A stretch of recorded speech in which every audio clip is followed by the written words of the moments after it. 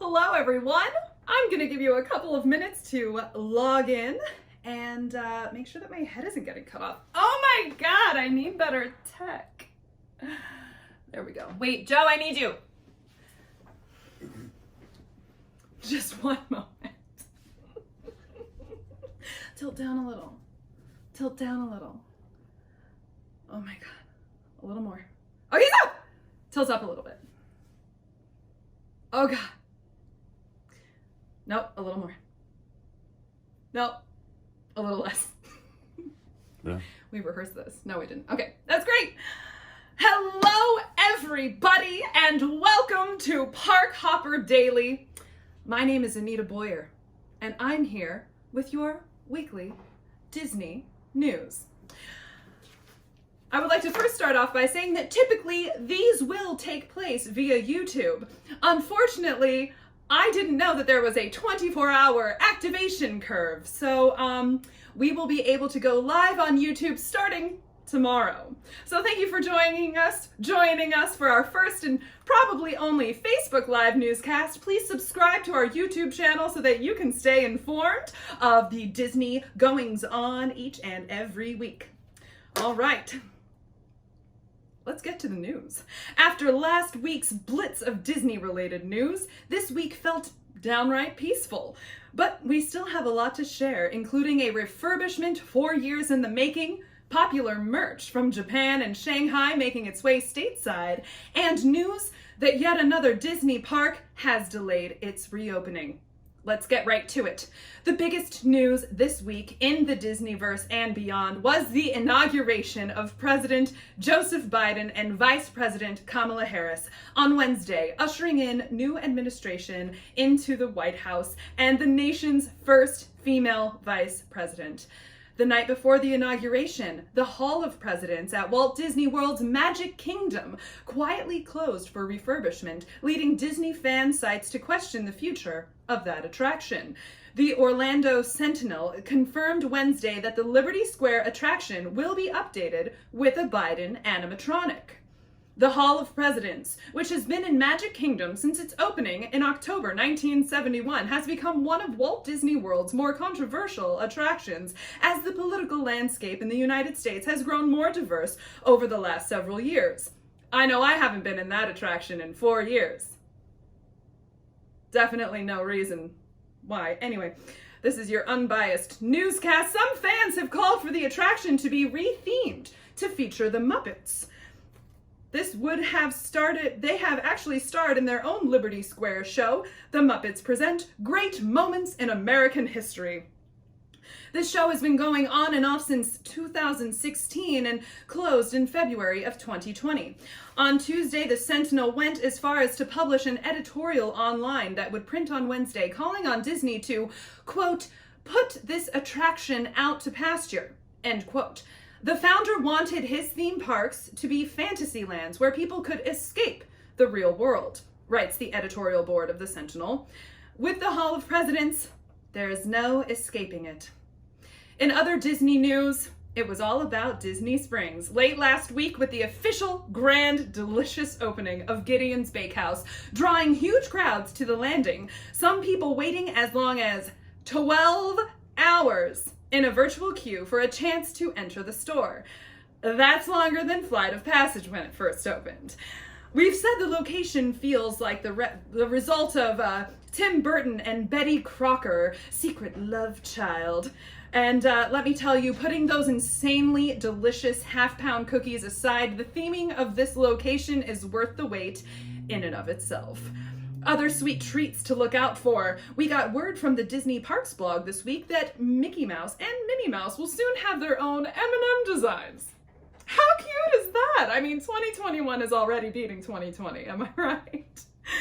Oh, these exclusive M&Ms will be sold at the new M&M store in Disney Springs. Mickey's M&Ms are the traditional yellow, black, and red color scheme, long associated with the world's most famous mouse.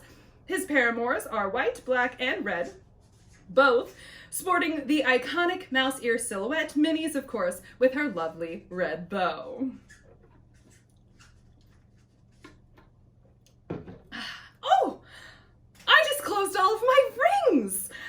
Oh, that's fabulous. Maybe I'll finally be Kasha this week.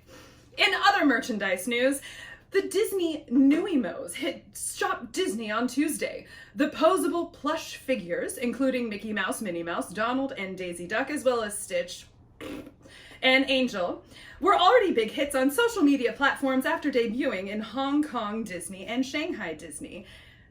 And also, it turns out that my audio might not be in sync, but I don't know what to do about that while we're live. So don't worry, we are recording our own special archival footage that we will post directly to our YouTube account following this broadcast. So if you are having trouble following because my words are not matching my mouth, well, such is life in the virtual age. All right, where was I? Back to spending way too much money on toys. Sorry. Okay. The Nuimos are in Disney stores in Japan and have finally made their way stateside. They are available online and in parks. Now, while we may have purchased our own Mickey plush on Tuesday, I am not sure how much this fad will take off. And let me also note, these pocket-sized plush figures cost more than a traditional plush, twice their size. And the line of accessories and clothing that fans can purchase to dress up their Nuimo is also not cheap. But influencers are always looking for a way to freshen up their gram, so who knows? This week, we also saw the grand opening of the expanded France Pavilion, giving Epcot fans reasons to hope an announcement about the opening of Remy's Ratatouille adventure is imminent. I mean, let's face it, with all the news about park closures, refurbishments, and new attractions being delayed, we could all use some good Disney news. And given that Remy's a ride first developed as Ratatouille, l'aventure totalement truquée de Remy à Walt Disney Studio Park at Disneyland Paris, was so close to completion when the world shut down last March, there are good reasons our fingers are crossed for an early 2021 opening. But in less hopeful news, Disneyland Paris announced on Monday that it has delayed its reopening until at least April 2nd as a result of the second wave of COVID-19 infection sweeping Europe. The Paris-based park had reopened last summer only to close again in October as cases began to surge in France. It was originally scheduled to reopen in mid-February. Walt Disney World pass holders may have gotten a little nervous this week when the Associated Press reported that annual passes would no longer be sold for the Orlando park.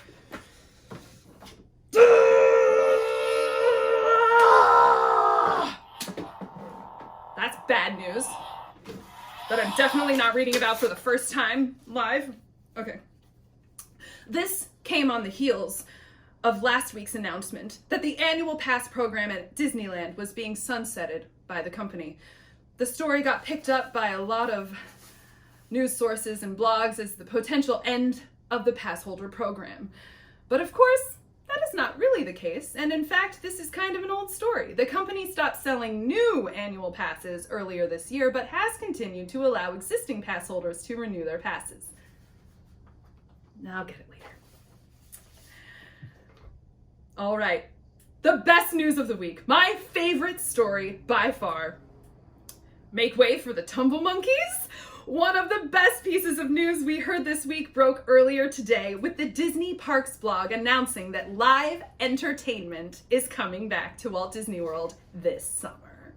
We are thrilled to be starting the process of bringing back to work more singers, dancers, technicians, and other cast members from one of the most popular shows at Walt Disney World Resort, said Sean Slater, the Senior Communications Manager for Disney Parks Live Entertainment.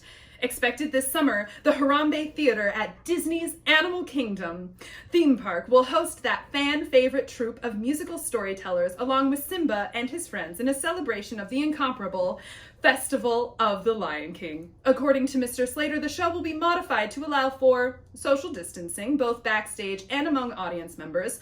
One of the things we have missed most in the parks is live entertainment, so this is definitely news worth celebrating.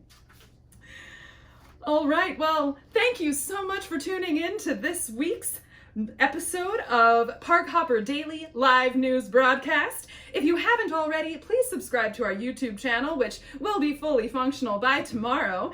And, we have some extra time. I think that we should answer some questions. Just give me one moment here. Oh, yes. Oh, God. Here we go. Okay, so I think through the power of Disney magic, some of our Instagram questions are going to be via the Mickey phone. So let's see. Caller, what's your question? Could you tell me about the wristbands, what the purpose is for them, and how to get them? Wristbands. That's so cute. Well, caller, thank you so much for your question. The wristbands are actually called magic bands, and their purpose is numerous. You can use your magic band linked to your My Disney Experience app as your credit card to pay for anything on Disney property. I should say mostly, and I'm pretty sure everyone takes it. Maybe Disney Springs, some of the third-party vendors might not be able to take your credit card via your Magic Band, but for the most part, if you're on Disney property, you can use your Magic Band to pay for things. I personally never link my credit card because I am not a responsible adult, and I cannot handle this kind of privilege. You can also link your park tickets, so you can just swipe your Magic Band when you want to get into the parks. You can use it to get into your Disney resort, and you can use it to manage your fast passes. Those are not functional right now, but prior to COVID, you could manage your fast passes with your Magic Band as well. They're a fabulous keepsake. I think it's definitely great to own at least one. If you're staying on property, you can get one of the select solid colors for $5. They also have different versions that you can get for a slightly bigger price, $10, $15, $20. They're available all over the parks, all different themes, different rides, attractions, restaurants, parks, characters, you name it. You can find it on a Magic Band. You don't have to have one though if you want to put that money toward buying drinks at Oga's, which I highly recommend. You can use your phone, your My Disney Experience app, or your little pass that I definitely didn't destroy with my lightsaber for anything that you could use your Magic Band for. All right, let's take another question. Mickey, what's up, boy? Are there any shows going on with COVID happening? Wow, that's a great question. Well, as we spoke about in the newscast, Festival of the Lion King is coming back summer 2021. There are a few shows and live entertainment happening in the parks right now. A very quick list of things that I saw over the last couple of months, but that's not to say that it's guaranteed to happen every single day. The fact of the matter is that no one really knows what's going to be happening from day to day, but from what I've experienced lately, in Magic Kingdom you have character sightings on the castle and on the train station as you're entering or exiting Magic Kingdom, right there at the entrance to Main Street USA. And these are very physically distanced. No come up and meet the character meet and greets are available at this time, obviously for everyone's safety, but it is fun. They're so interactive. I can definitely tell you that I got a little weepy basically every time I saw Mickey Mouse, but that's how I am all the time. Also in Magic Kingdom, they have cavalcades, which are miniature parades that go around different areas of the park. Again, there's no set timetable for these because they are specifically random on purpose because they don't want to draw a crowd. They're trying to give these little snippets of the magic that we know and love and cherish without putting anyone, including the performers or other guests or cast members, at risk. In Hollywood Studios, you can interact from a distance with some different characters. My favorite, of course, the characters in Batuu. This episode is sponsored by spending way too much money at Disney's Galaxy's Edge in Hollywood Studios. And they also have some cavalcades that go right down the main drag. They also have the Frozen Ever After sing-along, which is a very safe and fun sing-along in the Hyperion Theater, and you can sing along, and there's Elsa. You can see Elsa. It's really, really fun. Let's see, Animal Kingdom has floating parades in the water, and I think the last time that we were there, we saw 7 different floats going by. You could see Pocahontas and Miko. You could see the chipmunks dressed up as dinosaurs. At the time we were there, it was the holidays. You could see Santa Claus. It was phenomenal. And they're also doing the bird show, which is one of my favorite live shows. And of course, 2021 summer, we're gonna get Festival of the Lion King back, which is so great. In Epcot at the America Gardens Theater, you can catch on a rotating schedule the Voices of Liberty, Mariachi Cobre, and some other fan favorites. And of course, they also have some cavalcades where you can see some princesses, Anna, Elsa, Mickey, Minnie, some of the gang. So definitely be sure to check those out. And hopefully as we start to get our COVID situation under control, we can start to bring back more of those live acts. Let's see if we have time for another question. Mickey, what's up? What are some of your favorite restaurants in the parks? We were thinking of doing a birthday dinner in the Magic Kingdom. Oh. Do you know what restaurants are open? And if you have to make a reservation, we're not really sure what certain things require due to COVID. Wow. That's a great question, Mickey. Thank you so much for that. Well, the fact of the matter is that everything at Disney is changing. So I hesitate to say a specific restaurant because they may or may not be open or closed. They may or may not have availability. But what I will recommend 100% is grabbing your phone and downloading the My Disney Experience app. On this app, you can link all of your tickets, all of your reservations, all of your resort stays, and you can check the availability for dining, what's open, what has availability that day. If the restaurant that you want to try out doesn't have availability, I also recommend hanging out by that restaurant around the time that they open and checking the app around the time that they open, because a lot of places are utilizing a virtual walk-up list. We were in Disney for about 2 months and we had 0 reservations, and we were able to go just about everywhere we wanted to try just by using the walk-up list. And I think right now the crowds are so low that you should have pretty good luck. If you're looking for something really fancy, you want to splurge for your birthday, I would recommend Be Our Guest if they are open and if they have availability. It's a luxurious 3-course meal right now, and it's a price fix, so you are definitely going to spend more than it's necessarily worth, but it is dripping with magic, so treat yourself, honey, for your birthday. Okay, Mickey, I think we have time for one more. Okay, advice for visiting the parks with the pandemic occurring. Oh, well, if I'm being completely honest, I can't recommend to go. I can't recommend not to go. All I can say is that you have to decide for yourself and your family what you are looking for out of your Disney experience. So if it is of the utmost #1 importance that you like meet and hug and hang out with and have those like great photo ops with characters, now's not going to be a great time to go. If you are looking for just all the little streetmosphere, all the live performers, just like having Disney magic like smashed in your face like 24/7, maybe now's not the right time to go. If you have super young kids who maybe are not going to be comfortable wearing a mask, or like maybe they're not going to be happy if you tell them not to put everything in their mouth, which we saw a lot of when we were there and it was really scary, maybe now's not the right time to go. I don't know. I don't have kids, so I don't have that problem. I've gotten over that problem of trying to taste everything before you buy it, but it's a real thing.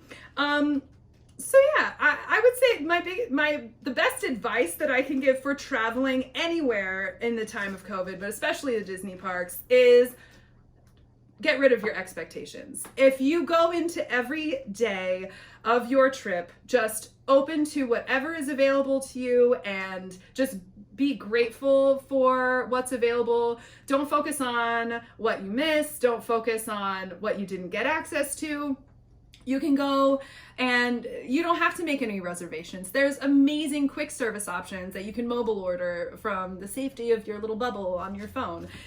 You can still wave and say hi to Mickey, and he's gonna blow you kisses. It's gonna be great. There's definitely magic to be found, but try not to go in with too many expectations, because that's just a recipe for disappointment. I mean, honestly, that's a recipe for disappointment with or without COVID. So, don't have expectations. I'm pretty sure Kasha's gonna text me and say, that's my advice that I always give you every single day, which is true. Thank you, Kasha. Yeah, be extra grateful. Grateful that you are healthy and that you can travel.